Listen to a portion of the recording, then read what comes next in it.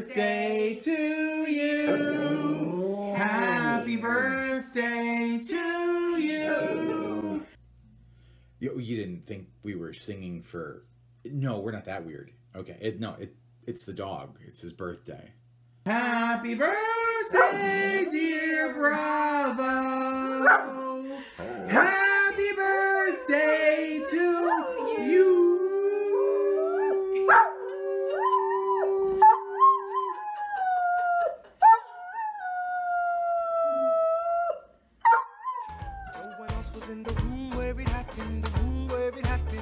Okay, so we're back again. And again, we have Laura and Eliza to help us finish the Beethoven today.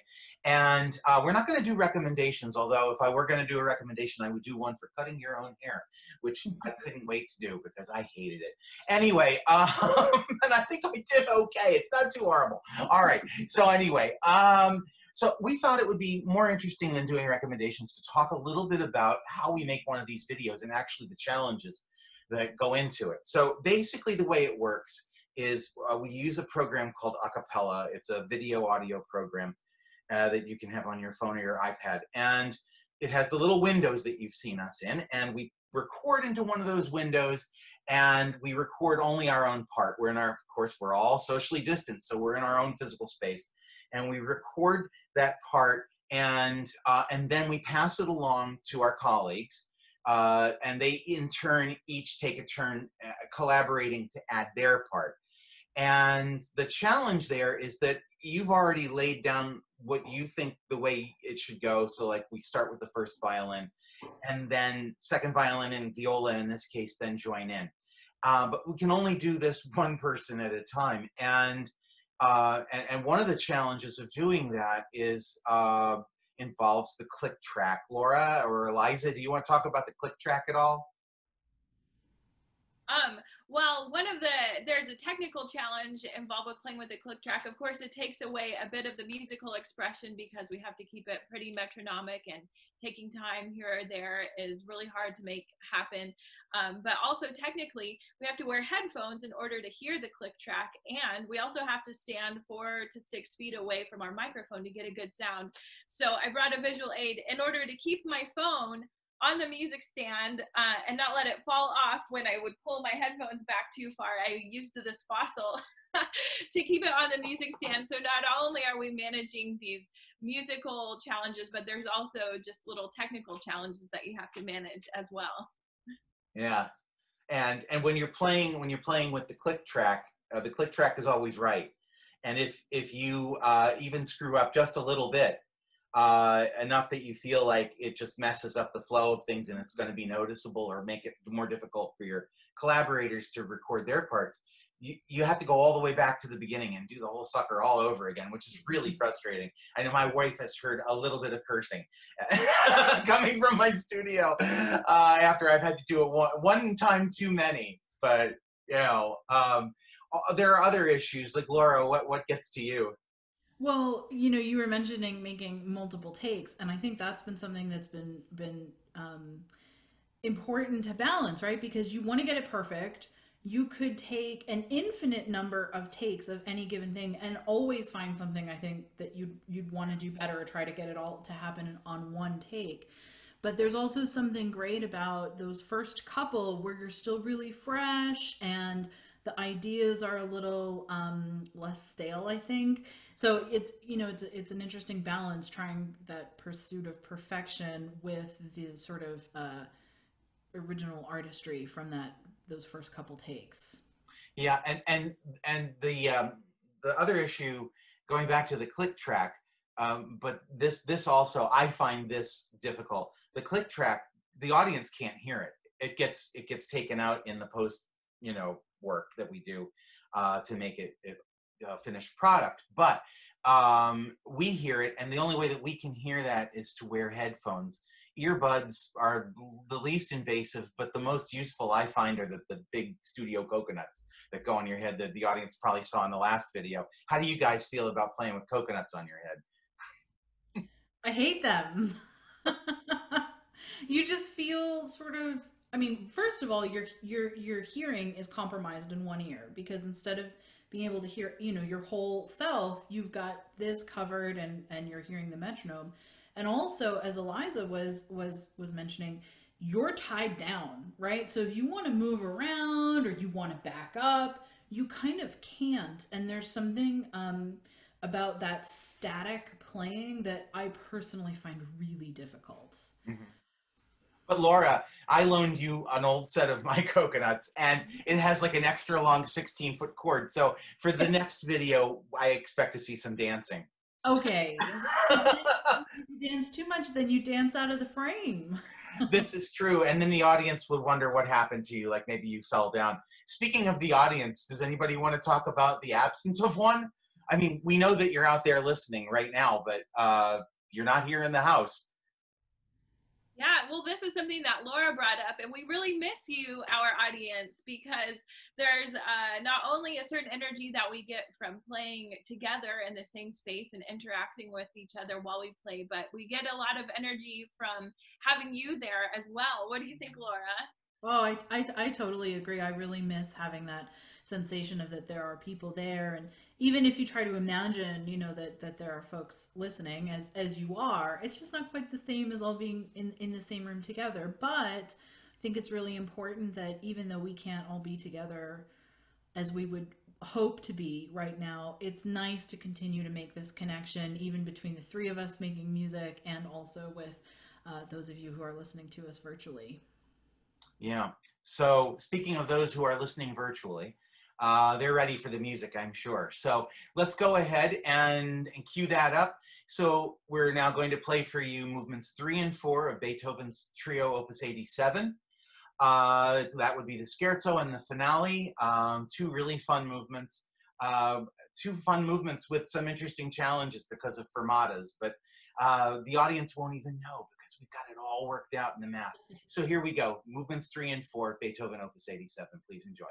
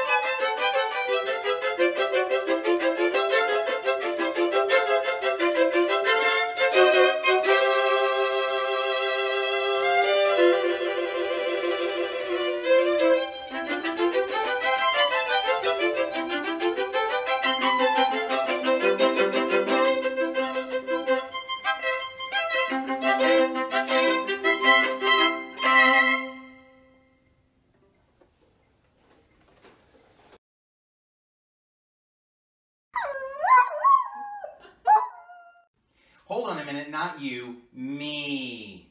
Okay, sorry. Let's run that card again.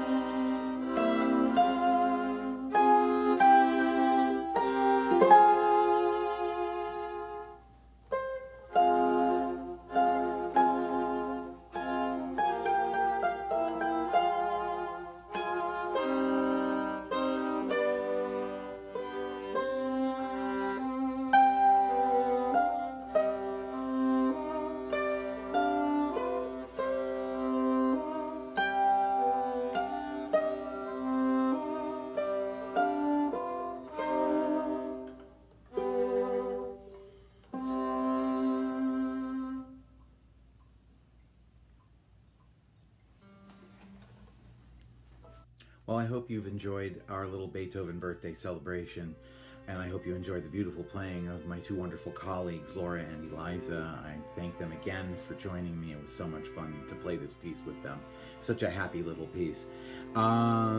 So before we go, I wanted to read to you a few words that I read recently, an interview with the British comedian and writer Stephen Fry. He has openly battled depression and bipolar disorder for much of his life, and he recently spoke about how Beethoven's music has helped him.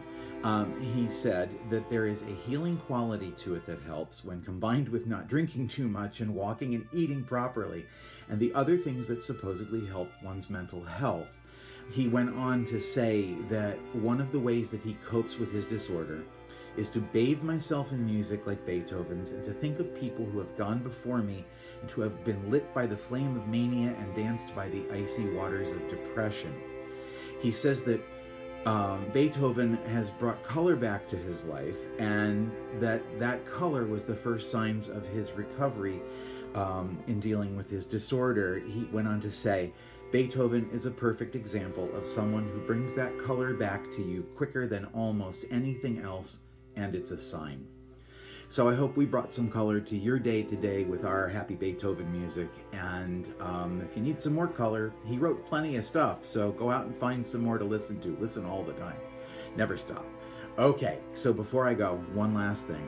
Please subscribe and support the Mid-Texas Symphony so that we can get back on stage and play for you. Of course, more of him, as I keep saying. All right?